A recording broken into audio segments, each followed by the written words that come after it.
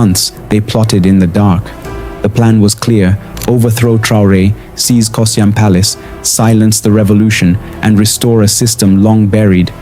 But at the heart of this story lies betrayal. Names that once swore loyalty to the flag are now stained by betrayal. This is the true story of four men, not just soldiers, but symbols of betrayal. Men who once swore to defend their nation, now accused of nearly breaking it. Major Kori, Lieutenant Abdu Barry, Colonel Diallo Kader, and Captain René Ouédraogo. They were the architects of a secret war. But let us unfold how a band of conspirators schemed in the shadows, how loyalists uncovered their plan, and how a coming coup fell apart before it could drag the country into violence. Welcome to the world of research. Welcome to the large family of Wisdom in Narrations.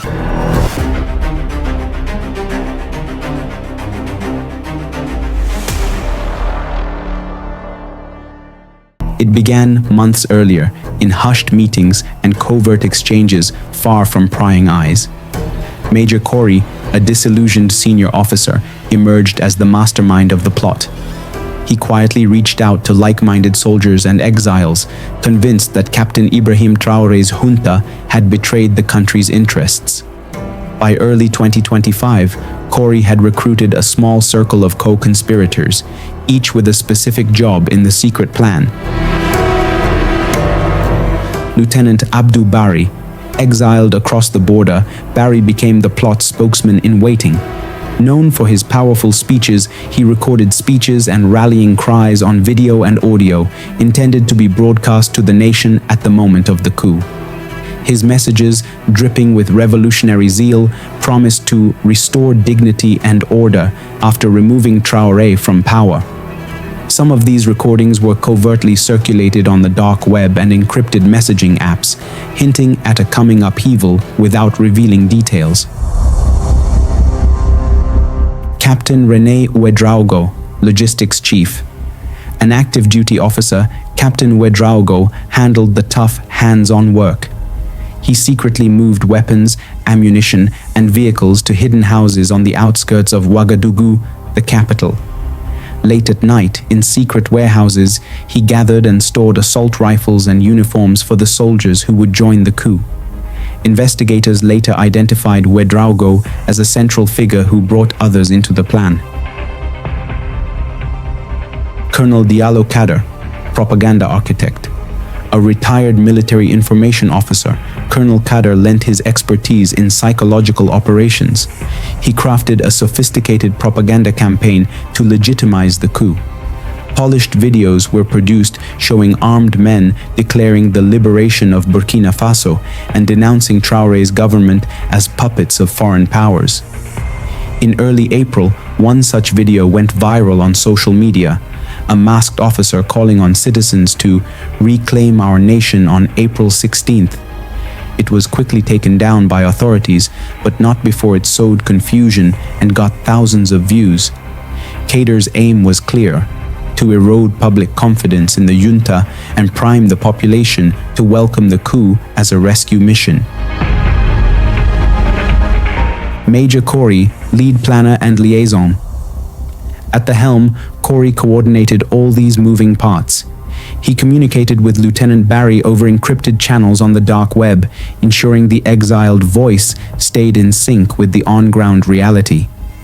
He checked which units might be friendly to their cause and planned the attack on the presidential palace. But even more dangerously, Kori reached out to Burkina Faso's worst enemies, the jihadist militants causing chaos in the north. Through secret contacts, he made a risky deal. The extremists would step up their attacks in the countryside as a distraction on the day of the coup, in exchange for future forgiveness or other promised rewards. The plan was to attack the capital at the same time as major terrorist strikes elsewhere. By tying their coup to the jihadists' atrocities, the plotters intended to sow total chaos and overwhelm the government on multiple fronts. These four men and their followers formed a secret group driven by ambition and anger. They saw themselves as the country's saviors, or so they said. But in reality, their plan was a betrayal of the very army and people they claimed to serve. As they refined their plans, they used burner phones, coded language, and face-to-face strategy sessions in safe houses to avoid detection. Encrypted messages flew between the conspirators in early April, laying out final tactics and rendezvous points. The date for their power grab was fixed, April 16, 2025. They called it Operation Dawn in their secret communications, a promise that by dawn of that Wednesday, a new regime would be in charge. Without the conspirators knowing, the government's intelligence services had been watching, quietly and carefully, for weeks. Unit 9, a top intelligence team, became suspicious after noticing more talk on hidden online sites used by extremist supporters. In late March, as Unit 9 analysts went through digital whispers on the dark web, one username caught their eye: Kori 1984. Posing as militants, the agents engaged this user in an encrypted chat room. What they discovered set off alarm bells: vague references to a big event in April and mention of friends in the south, possibly code for allies in Côte d'Ivoire, supplying resources. The breakthrough came in early April, when Burkina security forces intercepted communications between a high-ranking military officer and terrorist leaders. In that intercepted exchange, a series of encoded satellite phone calls, an army officer was heard giving jihadist fighters detailed information about the deployment of Burkina Faso's troops. He spoke of garrison locations and patrol routes, effectively handing the insurgents a map to exploit weaknesses. This betrayal was intended to escalate terrorist attacks against security forces and civilians, to create havoc and stir up a revolt against the authorities. Immediately, officials realized these weren't random leaks. They were part of a coordinated plot. Investigators traced the leak to Major Kori. Now the puzzle pieces began to fall into place. If Kori was sharing troop positions with jihadists, he must be planning something coordinated. Intelligence officers also recalled an alarming incident. A few weeks prior, an anonymous video had spread online calling for soldiers to rise on April 16th. That propaganda clearly showed Colonel Diallo Kader's style. Could it be that disparate signs, the video, the leaked information, and the rumors of soldiers talking about rebelling in the barracks were all connected? By April 10th, Unit 9 was convinced a coup was about to happen. The government of Captain Ibrahim Traoré moved with urgent secrecy. Traoré, only 34 and himself risen to power via a coup in 2022, had been through multiple scares of destabilization. He called a midnight meeting with his top security advisors at the presidential lodge. There, the head of Unit 9 laid out the evidence: intercepts, informant tips, and surveillance reports mapping out the conspirators' network. On a board, they marked the key names: Major Kori, Colonel Kader, Captain Ouédraogo, and a mysterious Lieutenant Barry believed to be operating from abroad. Traoré's face grew stony. To think that current and former soldiers under his command were working with terrorists to bring down the government was a clear reminder of how broken loyalties had become. The president gave a single directive: stop the plot at all costs before April 16th. Unit 9 and special military units dubbed Groupe d'Intervention mobilized a plan of their own, an early move to shut down the coup before it started. They codenamed it Operation Nightfall. Its execution date, April 15th, 2025, the eve of the planned uprising. As dusk fell on April 15th, most of Ouédraogo was unaware of the storm brewing beneath the surface. But in government safe houses and barracks, loyal soldiers put on tactical gear and checked their weapons. In complete secrecy, several teams spread out across the city, working together to arrest the plotters all at once.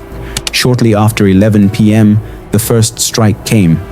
A convoy of plain military trucks surrounded an ordinary-looking warehouse on the eastern edge of the capital. This was one of Captain Ouédraogo's arms depots, identified through days of surveillance. When the security forces broke through the metal doors, they found a pile of evidence: crates of AK-47 rifles, grenades, radios, and stacks of camouflage fatigues with no unit insignias, the tools of a planned assault. Gathered around maps and satellite photos in a corner were 3 junior officers loyal to the plot, shocked by the sudden raid.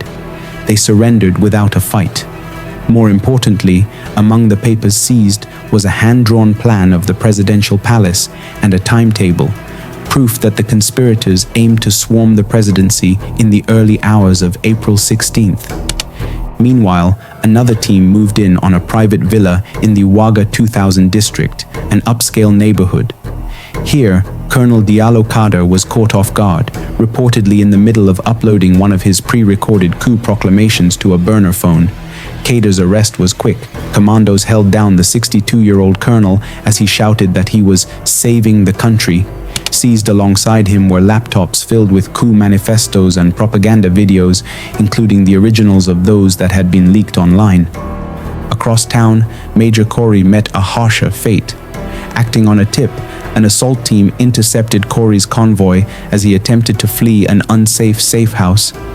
Cornered on a dimly lit street, Kori's guards exchanged fire with loyalist forces. In the brief firefight, Kori was wounded and one of his men killed. Within minutes, the mastermind of the coup was in custody, injured but alive and still refusing to back down. Major Kori's capture decapitated the plot's leadership, effectively foiling the coup's brain trust just hours before 0 hour. One key target, however, slipped away. Captain René Ouédraogo, the logistics chief, had been expected at the warehouse meeting, but he sensed trouble when communications went dark. Instead of rushing in, he melted into the night before Unit 9 could close the net. By the time soldiers reached Ouédraogo's residence, he was gone. In the chaos of the crackdown, Ouédraogo managed to flee, turning him into the most wanted man in Burkina Faso. As of the latest reports, he is currently on the run, according to Minister Sana. Back at the presidential compound, Captain Traore monitored the operations in real time via radio. When the all-clear finally sounded in the pre-dawn hours of April 16th, it was official. The coup had been stopped before it even started. Dozens of plotters and their accomplices were arrested in the sweep, including active duty officers and some retired soldiers. Shockingly, several well-known officers were among those detained, such as Commander Frederic Ouédraogo, a former battalion commander, and Captain Élisée Tassembedo, head of a northern security unit, both picked up for questioning in the preceding days. The breadth of the conspiracy was coming into focus, and it was larger than initially thought. Dawn on April 16, 2025, arrived in Ouédraogo with quiet, normal life. The sun rose over calm streets, small motorbikes buzzed by, and markets opened like any other day. Most Burkinabe had no idea that if a plan hadn't been stopped, this morning could have exploded into gunfire. The coup that wasn't left few visible marks. No tanks, no sirens, no gunshots. But subtle signs were there. Extra guards at the palace, a heavier military presence at key sites. Curious citizens whispered, but the government stayed silent, preferring calm until all threats were neutralized. For the conspirators, this morning was meant to be their triumph, an assault on the presidency, the arrest of Traore, and a new regime announced before sunrise. Simultaneous terrorist strikes were to spread confusion across the country. Instead, Major Kori sat in custody, Colonel Kader was arrested, Lieutenant Barry was stranded in exile, Captain Ouédraogo had vanished, their plan had collapsed. That evening, President Traore appeared on national television. Dressed in fatigues, serious face, he confirmed what many had begun to suspect. A coup attempt had been dismantled. "You slept in peace last night," he said, "under the shadow of a grave threat. Thanks to the vigilance of our security forces, our nation stands strong." Without naming names, he condemned those in league with foreign collaborators who had tried to seize power. "We will hunt down every last traitor," he vowed. "We will be merciless in our defense of the nation." He warned that the enemies of Burkina Faso, though stateless, remained active, a pointed message to those suspected of backing the coup from abroad. Traore closed with a call for unity, urging Burkinabe to stay focused on the fight against jihadist insurgents. The camera lingered on him as he saluted, then the screen faded to black. In homes and barracks across the country, people absorbed the shock. Relief that the coup had failed, anger that some among them had plotted with extremists. Traore's calm, firm leadership earned praise, but questions still hung in the air. Who else was involved? How deep did the betrayal go? And was the danger truly over?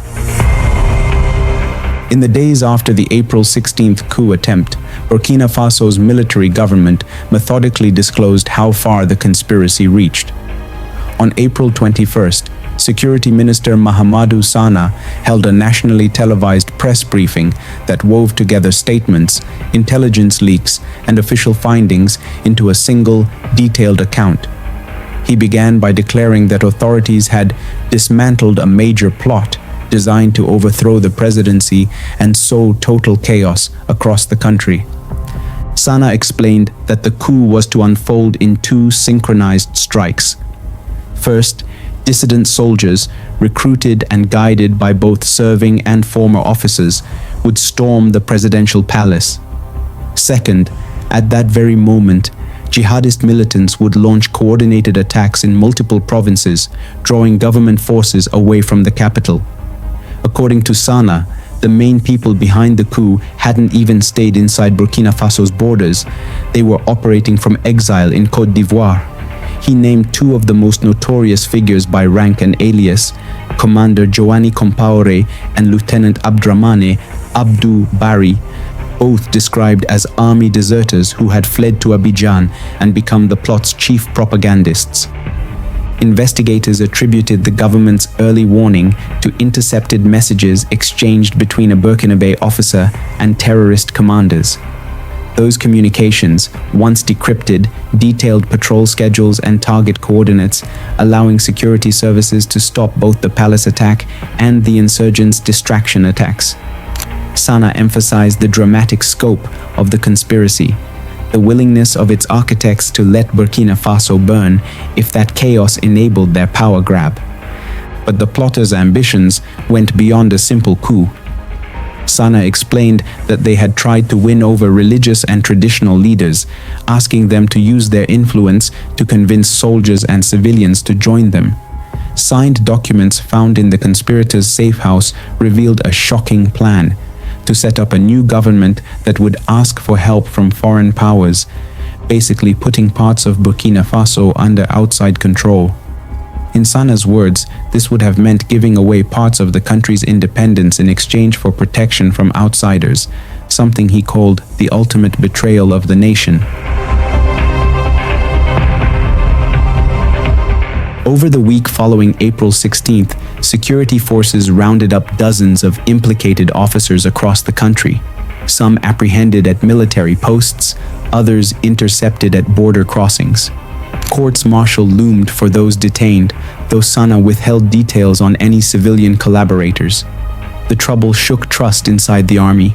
Fired commanders and their suspected allies were looked at with suspicion, and President Ibrahim Traoré quickly changed key leadership positions to close any security gaps. On the diplomatic front, Sana's naming of Côte d'Ivoire as the plot's hiding place sparked a serious argument between Ouédraogo and Abidjan. Accusations that Ivory Coast sheltered the coup's leaders reopened old wounds from a similar dispute in September 2024 and threatened to cause a full-blown diplomatic crisis. Abidjan denied any involvement, but regional analysts warned that this tense situation could break apart West African cooperation at a time when unity was badly needed against jihadist threats. Indeed, jihadist fighters were still a constant threat. By 2025, around 40% of Burkina Faso was under some level of militant control. As the army worked to crush what was left of the coup, extremist groups looked for weak spots, launching surprise attacks in the north that tested Burkina Faso's worn-down forces. Sana described the coup's failure as a double win. It not only stopped a violent takeover, but also helped protect the fragile fight against terrorism. In his final words, he stressed that by stopping the plot, the government had avoided both a foreign-backed regime change and a possible collapse in the battle against jihadists. In the end, the attempted coup clearly showed the connected dangers facing Burkina Faso, from anger and betrayal inside the country to outside groups helping plots and the non-stop attacks from insurgents. The quick and public way the plot was stopped showed the government's determination, but it also revealed serious weaknesses inside the army, with neighboring countries, and in the unstable areas where jihadists hide. As the dust settled, Burkina Faso's leaders faced the tough job of rebuilding trust at home and bringing people together against threats both known and hidden. Thanks for watching. I wish you better life, foods, and money. Stay in the Big Wins family.